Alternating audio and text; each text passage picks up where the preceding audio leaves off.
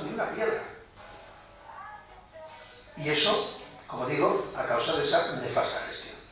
Pues bien, el 14 de marzo del año 34 aparece ya en el diario de Huesca que se concede ya por 1.200.000 pesetas las obras que habían salido en subasta a una empresa dirigida por un tal José Calvo. Empieza la construcción y en poco tiempo ese hospital volverá a funcionar, nuevo comenzará a funcionar. O sea que el nuevo hospital se le debe a la figura de que se preocupó de Jaime Pla y Pla. También tuvo que hacer viajes a Madrid, lógicamente, para sacar dinero y para poder acelerar las obras. Y ahí se tuvo que entrevistar nada más y nada menos que con el ministro de Hacienda de la época, del año 34, que era del Partido Republicano, llamado Manuel Marraco, o con el ministro de Obras Públicas, que se llamaba Rafael Guerra. También fue a verlos. Sus contactos parece que llegaban hasta la propia gobierno, ¿no? Hasta la propia cima del poder, ¿no? Hasta el gobierno. Entonces, lo que pasa es que en el año 34, una vez que consiguió poner en marcha el hospital, los anteriores gestores, los anteriores encargados de la Diputación, le empiezan a socavar, le empiezan a calumniar, se puede decir que es la palabra, calumniar. De hecho, él se tiene que defender, hay un artículo que aparece en el diario de Huesca, se tiene que defender de que está siendo calumniado y que él va a ir a los tribunales, no dice los nombres, pero que va a ir a los tribunales porque están calumniando, porque le acusan de aprovecharse de su cargo y toda una serie de actos de corrupción que llamaríamos corrupción, ¿no? Pues al final consiguieron que el gobernador civil lo destituyera como presidente de la Diputación. Consiguió que lo destituyera. Entonces parece que era una persona un poco incómoda, porque en la altura del Partido Radical gobernante entonces, pues estaba bien visto, pero en la provincia pues no estaba tan bien visto porque les estaba dejando en evidencia a los gestores anteriores. Total que esta destitución por parte del gobernador civil se hizo efectiva, y ya dejó de ser presidente de la Diputación a mediados del año 34. Entonces, en Madrid, para contentarlo, como se suele hacer muchas veces ahora, pues manda un diputado, lo manda a Europa, pues ahí lo vamos a contentar para que nos enfade. Y el ministro de Gobernación, Rafael Salazar Alonso, también del Partido Radical Republicano, ¿quieres ser gobernador de Orense? Y dijo, no, se negó, no quiso. Y se volvió a San Esteban y allí se quedó trabajando hasta la Guerra Civil, sus tierras ya. Ni siquiera pudo actuar como alcalde. El nuevo alcalde se llamaba Antonio Zanuy en San Esteban, y él ya tampoco, a partir de finales del 34 y del 35, ya no era ni siquiera el alcalde. Volvió a San Esteban y también, estando en San Esteban dedicado a la vida civil tranquila, sin ningún tipo de cargo, volvieron otra vez a buscarle las cosquillas. Lo denunciaron esta vez judicialmente, porque le acusaron gente del pueblo, los caciques del pueblo, de haber cometido desfalco durante su estancia como alcalde, durante su mandato como alcalde del pueblo. O sea, también lo acusaron en el propio pueblo de desfalco. De hecho, judicialmente le llegaron a incautar de forma provisional la finca que él tenía. O sea, se la quitaron durante un tiempo. Pudo demostrar, se hizo una auditoría y pudo demostrar que solo faltaban 5 céntimos, nada más. O sea, que al final tuve que ver las tierras y todo, ahí no había pasado nada. O sea, le iban buscando. Y en estas, pues, me gustaría llamar la atención que quien se solidarizó en el año 34 y en el año 35 con Jaime Pla fueron los trabajadores del pueblo y de la comarca. De hecho, en el Heraldo de Madrid, que aquí tenemos quien me proporcionó los datos, Paco Garreta, me dejó un artículo del Heraldo de Madrid donde aparecía un hecho que había sucedido a mediados del año 1935, que fueron por lo menos 80 labradores de San Esteban y de los pueblos de alrededor a ayudarle a trabajar sus tierras en solidaridad por ante estos hechos, digamos, estas acusaciones que eran del todo injustas, del todo falsas, pues, y cuenta lo siguiente, dice, mientras se desahucia, es lo que decía el Heraldo de Madrid, dice, mientras se desahucia a colonos y arrendatarios en masa, un nuevo ejemplo se nos ha ofrecido del temple y alma de los campesinos altoaragoneses. 80 labradores abandonan sus labores de siega, acuden a la finca del amigo, la invaden con 4 máquinas segadoras, 20 guadañas, siegan la mies de más de 200 fanegas de cementero y luego la atan y acarrean a la era para ser trillada. Se fueron a trabajarle las tierras a él, a ayudarle. Y luego, el presidente del Centro Republicano de San Esteban dice, en el mismo artículo, dice de Jaime Pla, lo eligió el pueblo en la popular elección del 12 de abril de 1931, luchando contra la reacción. Despidos de colonos, de jornaleros, promesas de viñas y olivares no hicieron mella en el espíritu del pueblo. Triunfamos y la obra realizada no tiene comparación con ningún pueblo de Aragón.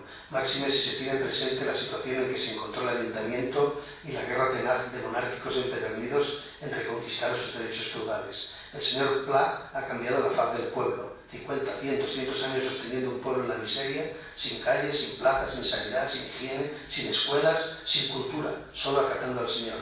Medio término era comunal y a raíz de la desamortización se lo apropiaron todo. Hasta las calles y plazas eran de su propiedad o tenían en ellas sus privilegios. O sea que por lo que da que entender, hasta que llegó Jaime Pla, era como un feudo, San Esteban, que eran unas cuantas personas, ¿no? Bien, entonces sí que ya llegó la guerra, y aquí la situación es bastante más dramática. Está claro que la guerra pues trastocó toda la vida de todos los españoles. Llegó la guerra bueno, Jaime Pla pues era un hombre católico y por tanto en una zona en la que no triunfó la sublevación militar pues por razones que todos conocemos, no había tropas, no había... El cuartel más cercano estaba o en Lérida o en Barbastro, de los dos fracasó la sublevación. Pues entonces toda esta zona entró en la euforia revolucionaria del comunismo libertario. Pinéfar, San Esteban, todos los pueblos se convirtieron en comités de tablita anarquista. Jaime Pla era católico y por tanto no era, desde luego en esta época y en esta zona, no era una garantía para salvar la vida, a pesar de lo que había hecho. Pero no sabemos muy bien la razón. La cuestión es que su hija Laura nos contó que se tuvo que marchar a Barcelona. En el año 36 se tuvo que marchar a Barcelona, bueno, vivió entre Barcelona y Calella, donde todavía parece ser que conservaba la casa de la familia. Y además su hijo, el hijo mayor, estaba estudiando en Mataró, su hijo Joaquín, nacido en 1925, estaba estudiando en Mataró, luego se convirtió en ingeniero y fue una persona muy trabajadora y incluso estuvo en Sudamérica. Bueno, pues parece que pasó buena parte de la guerra en Cataluña, entre Barcelona y Calella, lejos de San Esteban, donde dejó a su mujer y a sus otros dos hijos. Nos contó su hija Laura que su madre, Vicenta, estuvo detenida por los anarquistas de San Esteban durante unos cuantos días. No le hicieron nada, pero creo que de alguna forma pues le tenían echado el ojo. Y aquí pasó otro hecho también muy interesante en la vida de don Jaime Pla. El cacique de San Esteban, el cacique por excelencia, era don Jaime de Salas. San Esteban era un hombre que tenía muchas tierras, de una familia de raigambre, ¿no?, muy antigua, que por lo menos ya en el siglo XVIII se sabe de que tenía grandes propiedades, bastantes propiedades en la población. Pues lógicamente era la víctima propiciatoria, estaba señalada ya en las listas de esos extremistas, anarquistas, para ser asesinado. Pero bueno, parece que consiguió, con un salvoconducto, consiguió marcharse de San Esteban y aterrizó nada más y nada menos que en Calella, donde fue a pedirle ayuda a Jaime Pla, o si no ayuda, que lo escondiera, porque salir de San Esteban para irse a Barcelona pues, más o menos es lo mismo. Quizá Barcelona no sería tan fácilmente reconocible, pero podía perfectamente caer en un control de sus carreteras o de las calles, que había muy frecuentes, y caer en manos de un grupo de anarquistas y a la misma sospecha matarlo.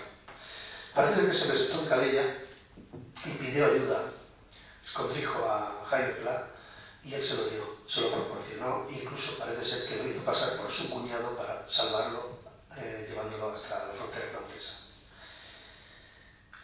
Esos son datos que hemos conseguido recopilar sobre estos años así tan oscuros de su vida, me refiero, no de general, sobre lo que aconteció con Jaime Pla. Entonces, cuando ya a principios de abril del año 38 las tropas franquistas entraron en toda esta zona, pues parece ser que Jaime Pla dijo, bueno, pues ahora ya parece que se ha tranquilizado todo, vuelvo.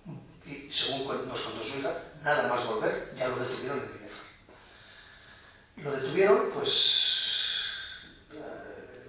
no sabemos muy bien el motivo, la razón, pero qué denuncia exacta existía sobre la persona de Jaime Pla. Sería interesante, pues, por ejemplo, poder... Pero luego fue juzgado, tuvo su juicio, su consejo de guerra y su sentencia de 12 años y un día de cárcel.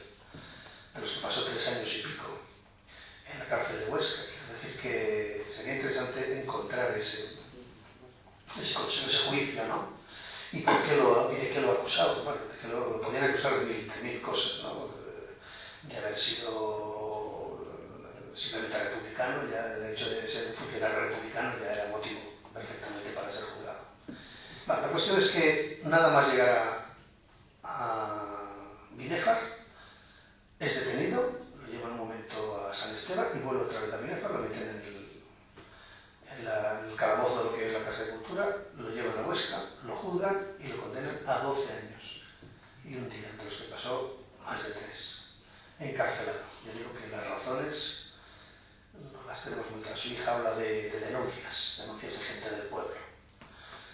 La cuestión es que Vicenta, la madre, y su hija, que estaba enferma de tuberculosis, fueron a pedir un aval a este Jaime de Salas al que le había ayudado durante la guerra cuando había pasado por Calella. No le dio el aval, lo único que le dio es una pequeña pensión para que pudieran ir tirando mientras su padre estuviera en la cárcel.